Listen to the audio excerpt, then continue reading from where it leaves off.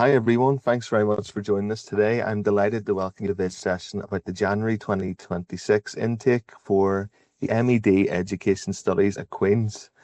So I'm very pleased to introduce Dr. Laura Dunn, who is the Programme Director of the MED Education Studies here at Queen's and one of the academics teaching on this programme.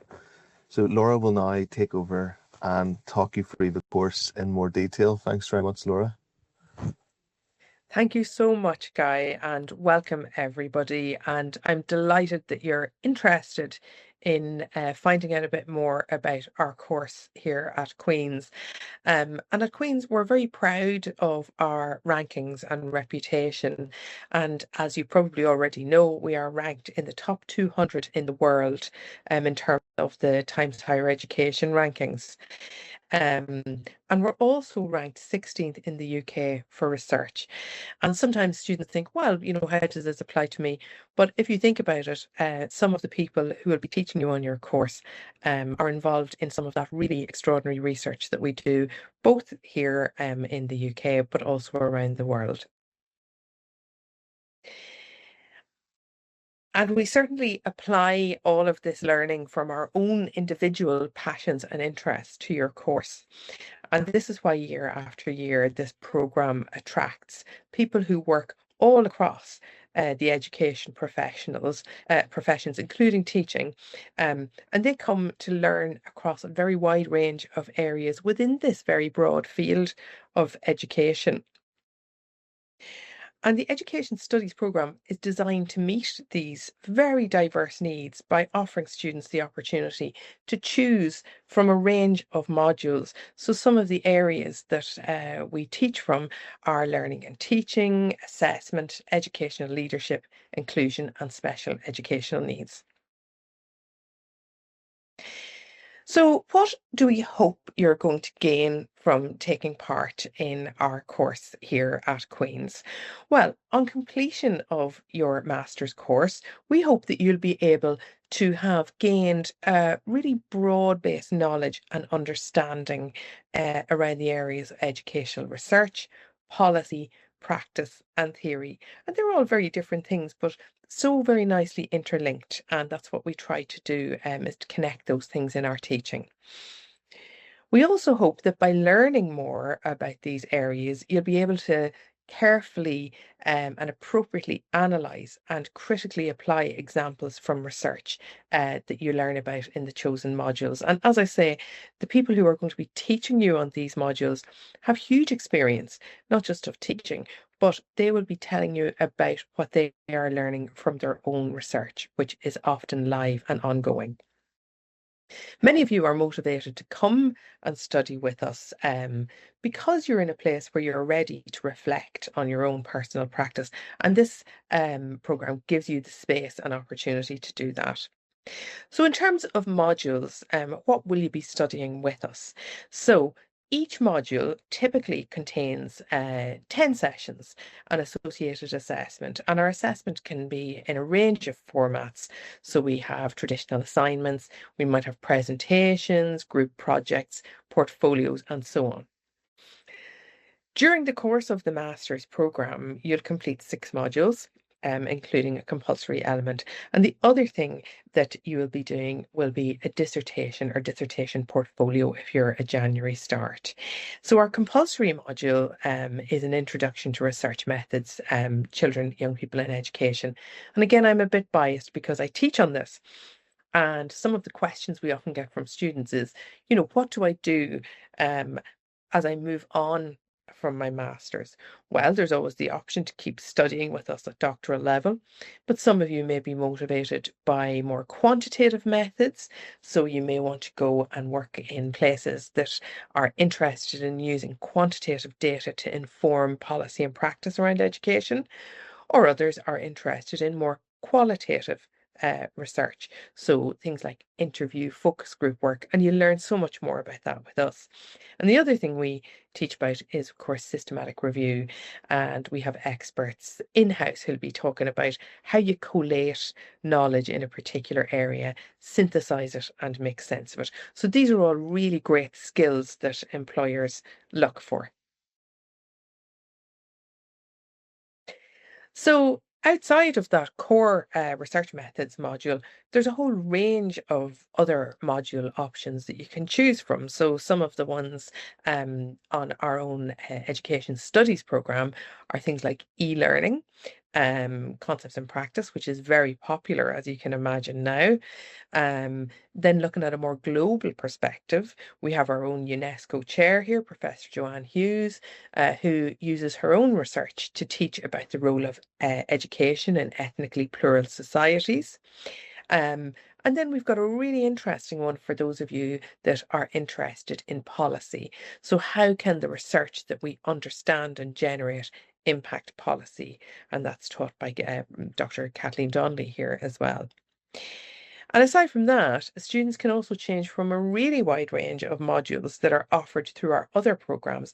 And very popular choices tend to be around educational leadership and also modules from inclusion and special needs education. So in terms of entry criteria, what are we looking from our students? Well, normally we want a strong 2-2 honours degree or above, or an equivalent qualification acceptable to the university. And this can be in any subject discipline. And if you're unsure about, whether your qualification, fits with what we're looking for, of course you can get in touch with any of the team here and we'll be able to advise. And as you know, we regularly welcome international students.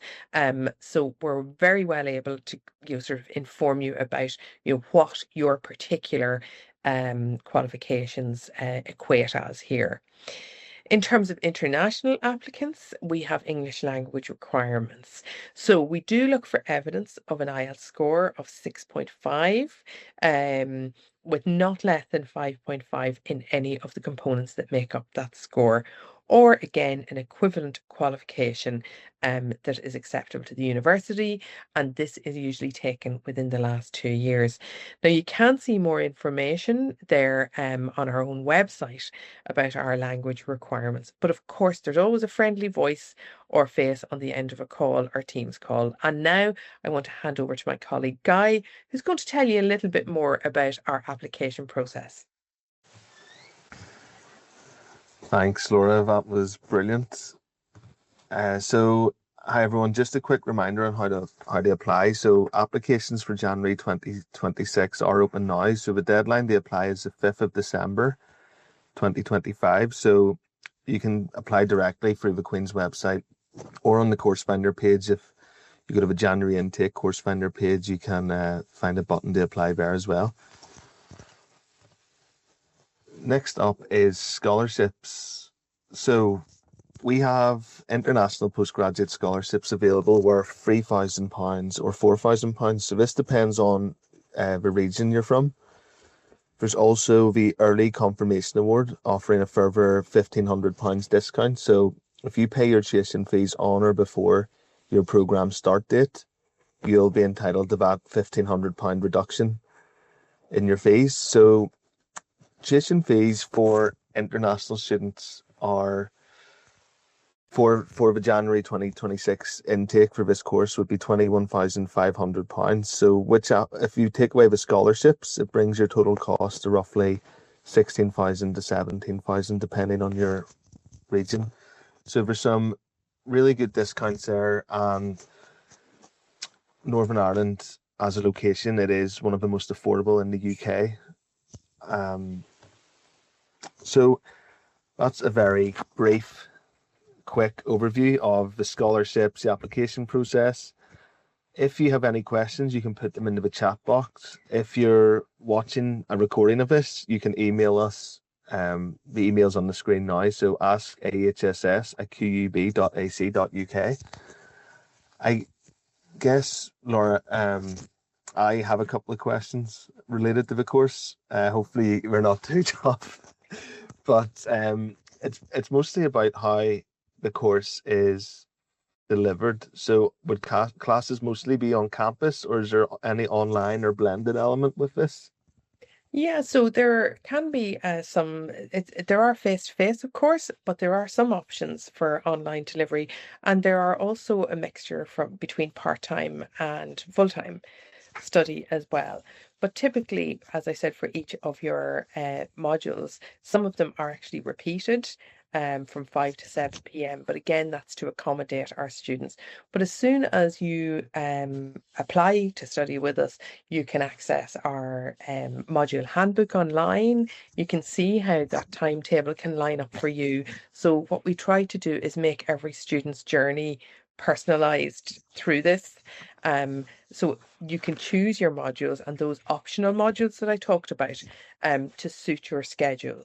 So things like the compulsory module, which is the research methods, is taught from 5 to 7 p.m. So that allows all our students, and even our full-time students, we appreciate that you have commitments and possibly part-time jobs and so on around your study. So we'll always try to make that personalized pathway through your modules to suit you as well as possible.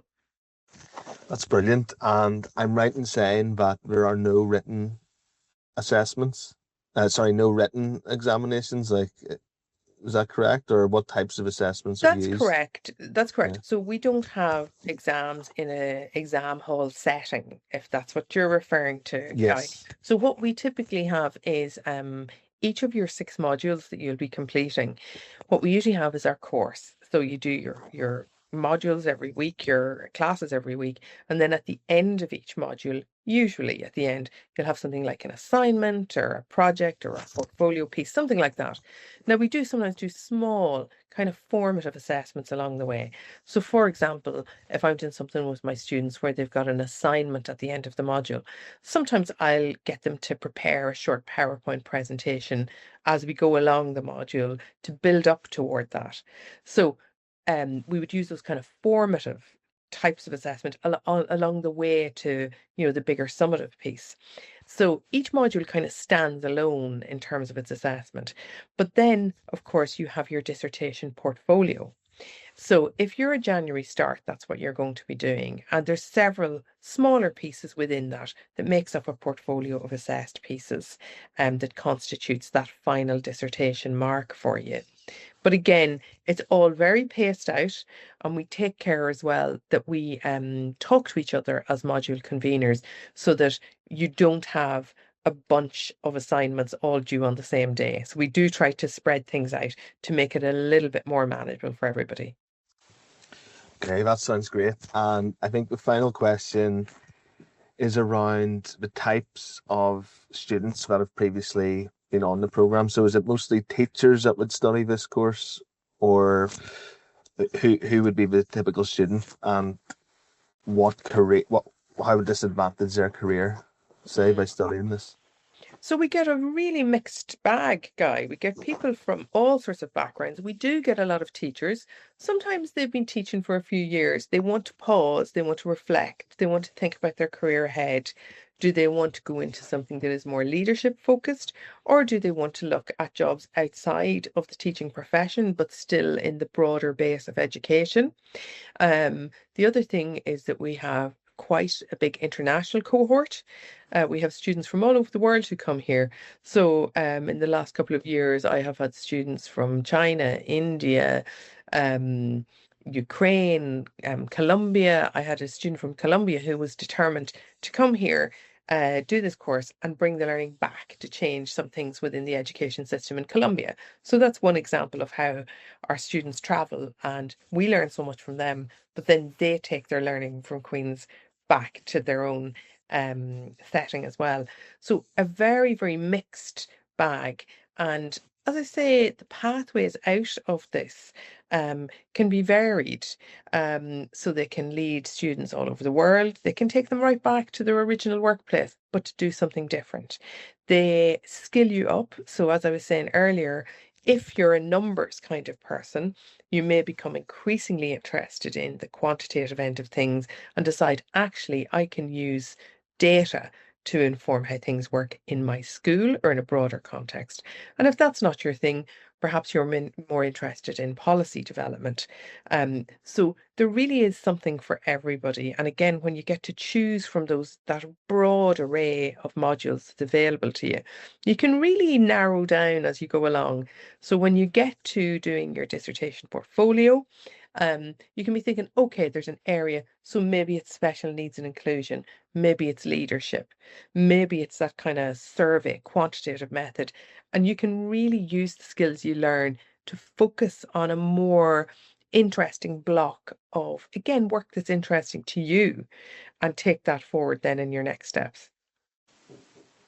That sounds amazing, Laura. Thanks very much. That is the webinar finished today. So if anyone has any further questions, please feel free to type them into the chat box. If you are watching a recording, please feel free to email us. One key date is that accommodation. So applications for accommodation, that they open from the 1st of December and they close on the 14th of December 2025. So just keep that in mind, but there'll be emails issued to remind you of that. Yeah, so thanks very much again, Laura, and thanks everyone for watching, and we will hopefully see you at Queen's on the MED Education Studies in January. Thanks, everyone.